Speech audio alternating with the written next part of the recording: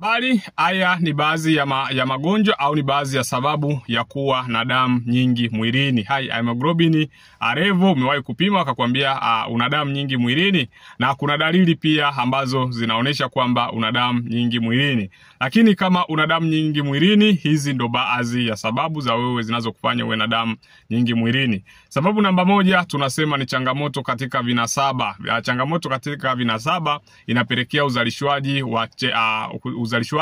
wa seli nyekundu za damu kupita kiasi. Lakini sababu nyingine ni kuishi milimani au minuko. Nadhani umewahi kusikia mtu anataka kuongezewa damu anaambiwa tafuta watu wanaoishi milimani, tafuta watu wanaoishi kwenye sehemu za minuko, basi jua watu wanaoishi kwenye hizo sehemu wanaweza kuwa huwa wana damu nyingi sana. Lakini pia upungufu wa maji mwilini, hakikisha unakunywa maji mwilini. Unapokuwa na upungufu ni changamoto ya kuweza kuwa na damu nyingi mwilini. Lakini kuna magonjwa ya moyo na baadhi ya magonjwa ya figo. Magonjwa ya moyo na baadhi ya magonjwa ya figo pia yamekuwa ni chanzo cha kuwa na damu nyingi mwilini.